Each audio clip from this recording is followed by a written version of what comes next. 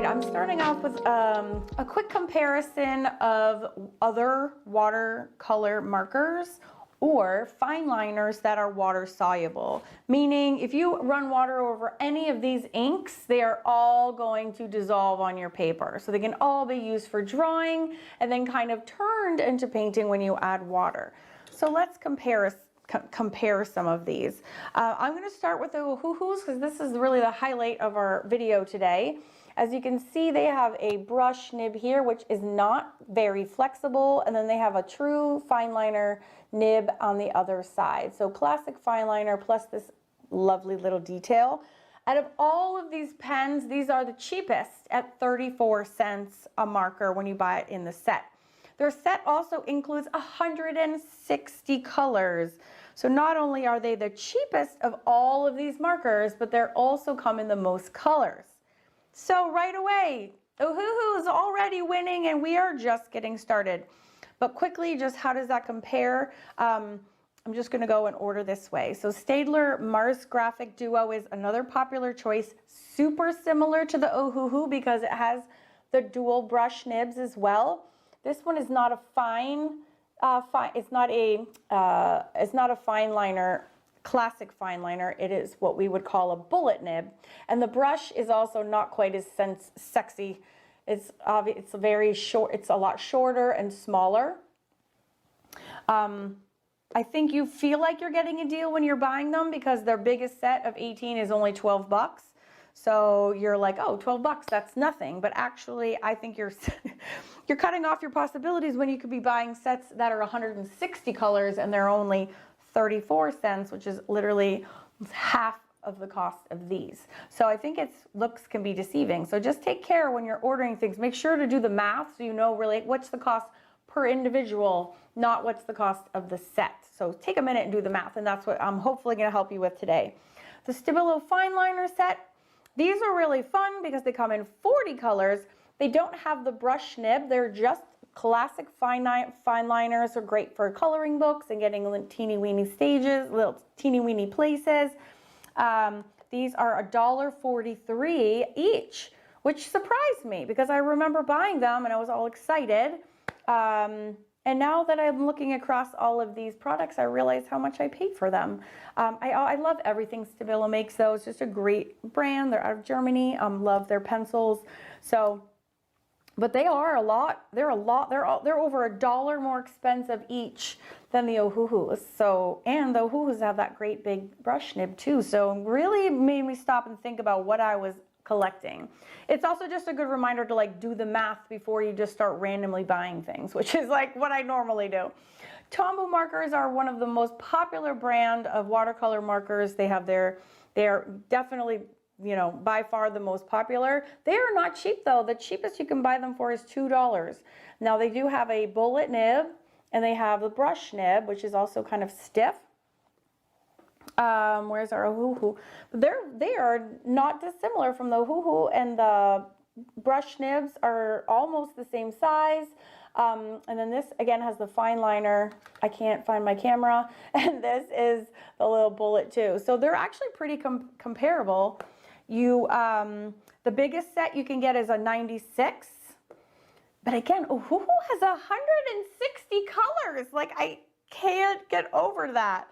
And they're just a fraction of the price. So I feel like I wasted a lot of money on these other things. Anyways, Winsor Newton, awesome, awesome, awesome product. The only marker in this set of fine liners / watercolor markers that contain a fine art ink inside. These are like 100% light fast. They come in a gorgeous range. The biggest set you can buy is 12.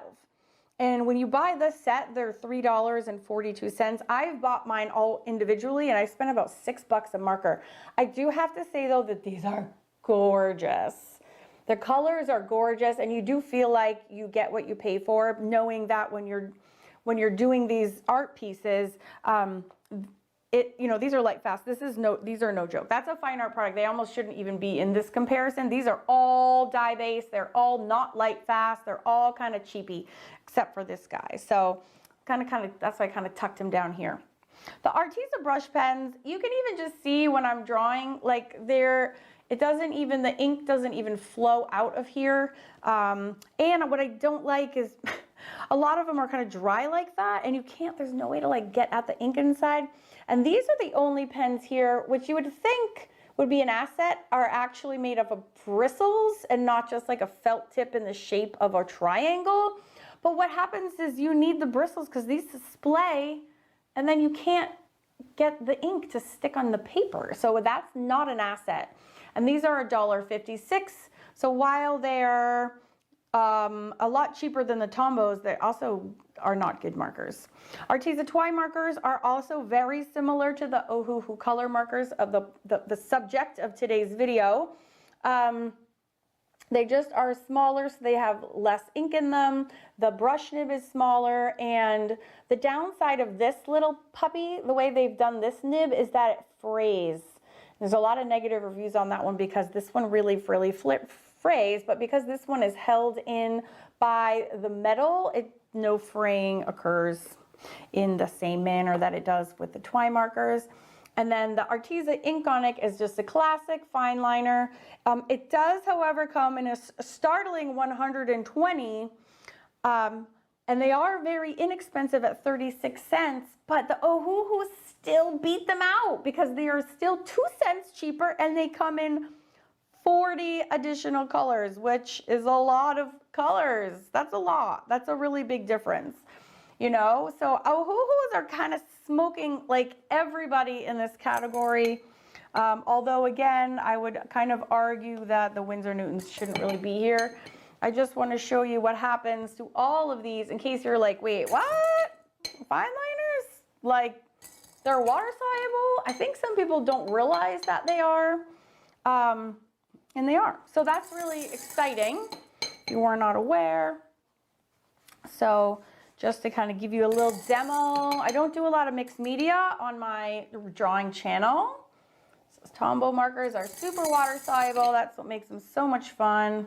But so are all the other ones. Okay, Staedtler Marzographic is really light. It was not a good color to start out with. And then the Ohuhu markers are not as water soluble as the Tombows, at least not this color. So that might be something to keep in mind. And I have not tested this yet, mind you. So I'll be testing this more enthusiastically, shall we say, in just a moment when we do the project. But 34 cents, 160 colors, again, is the cheapest and comes in the largest variety. So let's see how they hold up in an art project. So we know they're the cheapest and we know they come in the most colors ever. Let's take a look at this amazing pack. Okay. Boop, boop, boop. When you first unzip it, and it's just like luggage, that zipper goes all the way around. When you open it up, you are struck by, well, all the colors. So many colors. I actually haven't opened it up past just unzipping it because I wanted to save this like a true kind of unboxing. Oh, very, very cool. Okay, so here you have some, looks like we have some replacement nibs for both the brush nib and the fine point tip. Oh, sweet. You got your color swatching spots. And then I also like that they also give you one too. In my former days, I definitely would never have made room in my life for swatching. Although I think I would swatch these on my Fun Fab swatch pad. Shameless plug for my super fun swatching book that my Facebook group and I created together a couple years ago. So fun. This is like the perfect thing to swatch. Oh, so these come out fully. Look at this. That's crazy town. And then you have a whole nother set of those as well. But like, talk about fun for travel. Fun, so fun. You can do anything. This would be great for urban sketching. Teaching urban sketching right now to my Fun Fab Drawing Club members. This would be so fun and easy to take with us. And then they just chuck right in here. This is awesome. Frankly, awesome. Holy moly. I'm just, yeah, I'm stunned is what I am. I'm totally stunned. So fun. Okay, so if I was going to take this urban sketching, I would make sure to use a little, like this is a watercolor pack. So what's cool about these is you can use them wet and dry. So if you're doing urban sketching, you could absolutely do something like this was done all in fine liner, perfect example. And then I just took a water brush and just ran it over. This was made with the Arteza black fine liner pen. Boom, done. Super easy. So you can get painterly looks with just using these fine liners. So let's do something in this, and I'll show you exactly a project that I would do. All right, this is the Fun Fab swatch pad, which is actually a hilarious, I was going to say little book. It's not little at all. It's like 200 pages full of fun illustrations left empty for you to use for swatching. So this is Jenny Mano's page. She's actually a really good friend of mine, awesome artist. And I decided to swatch just 20 of the different colors just to kind of, make use of my swatch pad. And I do test almost all of my art supplies. If they're brand new to my world, it just helps me familiarize myself, the different nibs and everything. It's also just a great play warm up, nothing too serious, right? And it just gets you also can be, if you're not sure what to do, it can kind of be a great warm up exercise. You kind of flex your creativity muscles without doing anything serious is always just a fun idea.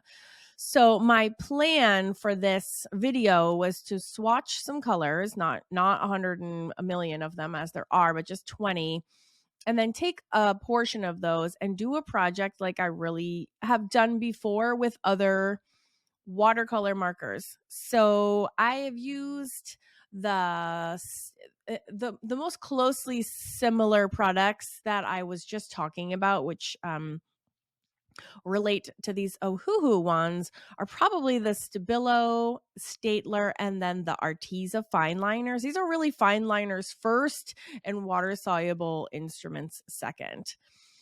Speaking of books, this is another book that I've published called The Celtic Collection. I actually run an art group, an art club. We do monthly lessons with one of my best art friends, Lucy Bryden, and we only make fairies and fantasy related art projects. It's so much fun, and that book is made specifically to accompany the fun projects we do, and we use all of those are all copyright free references, and we use them a lot in our art projects. If you want more information, want to actually add your name to the wait list, the club is called the Celtic Collective, and you can add your name to the wait list at my art school website, which is awesomeartschool.com. So this is how I typically use watercolor markers. I'm working on watercolor paper, which is that's what's the only thing in this art journal. And as I'm discovering different colors, I'm swatching them off to the side and making a note of their numbers. So in case I like them, I can just have an easy way to get back to them. Okay. Interestingly, these, although they're water soluble and they're water-based inks, and I tested them out on that separate sheet along with all of the other brands, when I went to do a proper quote unquote art project on watercolor paper, these suckers did not move. Yeah, I know. It didn't really make much sense, but you can see right here, I am adding copious amounts of water and these are not moving. So I was like, okay, I'm not going to panic. I can pretty much, if I just keep at things, I have an awesome track record of like pulling something out at the end. I just never, ever stop. There's like ugly phase. There's ugly phases for every project. It just never deters me. I just always plow through no matter what. And pretty much every struggle or obstacle or ugly phase or ugly part or whatever, ugly texture or bad look that I don't like, you can always take gesso and do something with it. Either use it to cover up what you're doing, use it to blend what you're doing. And I've had to use this technique before in order to salvage projects. So as you can see, I put just a minute ago, I did blend gesso in to blend these all together. Okay, it still was not coming together. So then I switched gears, and rather than applying the marker directly to the paper and using water or gesso to move it around.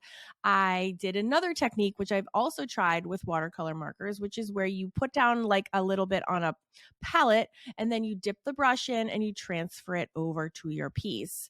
It worked kind of, but it still looks like crap. So I'm going in with another layer of gesso. Gesso always is my blendy friend. It can always salvage projects. And when you use gesso this way, you just have to keep layering. At least that's what you normally would do with pretty much every other art supply. So in this set, there are quite a few great skin tones, like a lot, like 20 flavors, if you will. And so I was like, okay, not a problem. I need to tighten them up. Just get, if they're not going to blend on the paper, I need to put them closer together on the color wheel so that when I do activate them with water or blend them with gesso, they'll kind of marry nicely together. Ugh, it never really came together. So I was like, you know what? I'm going to give the skin a break and I'm going to go ahead and do the hair. Same thing. This is how I work with so many mediums. You take 3 shades, and you put the darkest, the roots, and then you segue to lighter shades as you go towards the highlighted areas, and then you take water and blend. Again, like this whole project didn't work, but I'm gonna carry through to and through fruition. I can't talk, and just kind of make something. All in all, though, yeah, I would not use these whatsoever in this way. I would only recommend using these dry for dry purposes. I would not travel with them. I would not have high hopes of making cool projects and putting them in your watercolor journal. They just plain old didn't work. Reach for your Tombos, reach for your other true watercolor markers, and save these for coloring books and all your dry medium applications. I think you're going to be really disappointed if you try to use them wet. Now, with their super cool color range, again, these would make for awesome. These are awesome for fine liners, bullet journaling, coloring books. There's a lots of applications, but this particular one, unfortunately, is not the case. But subscribe now, and next week I'm going to actually have a fun project that we can do together. I will see you there.